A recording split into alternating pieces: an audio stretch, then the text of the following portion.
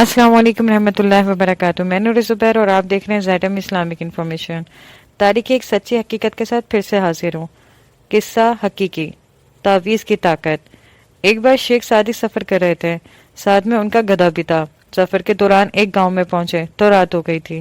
سردیوں کے دن تھے۔ رات سفر کرنے کے بعد کوئی رہنے کے لیے جگہ تلاش کرنے لگے۔ گاؤں والوں میں سے کوئی ٹھکانہ دینے کے لیے تیار ہی نہ تھا۔ پھر ایک گھر کے پاس پہنچے اور دروازہ کھٹکھٹایا۔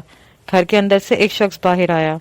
گھر والے نے کہا کہ میری بیوی بہت زیادہ درد میں تڑپ رہی ہے، بچہ پیدا ہی نہیں ہو رہا، اگر تو دعا کرے تو جگہ دے دوں گا۔ شیخ صادق مان گئے۔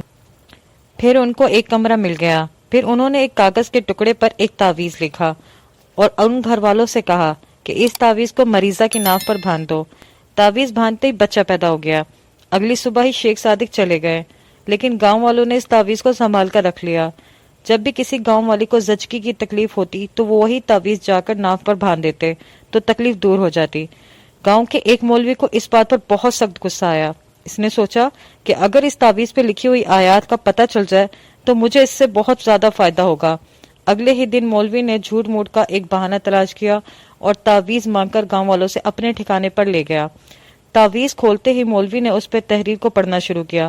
اس میں لکھا تھا، یا اللہ، اب میں اور میرا گدھا آرام میں ہے، ٹھکانہ مل گیا ہے، باقی تو جانے اور تیرا کام جانے۔ امید کرتی ہوں یہ معلومات آپ کو پسند آئی ہوگی۔ اس حقیقی واقعے سے آپ کو کیا سبق ملتا ہے کامنٹ سیکشن میں ضرور بتائیے گا۔ اسی طرح کی اور ویڈیوز کے لیے میرے چینل کو سبسکرائب کر لیں اور پھر ملاقات ہوگی ایک اور سچے قصے کے ساتھ۔ تب تک کے لیے اللہ حافظ۔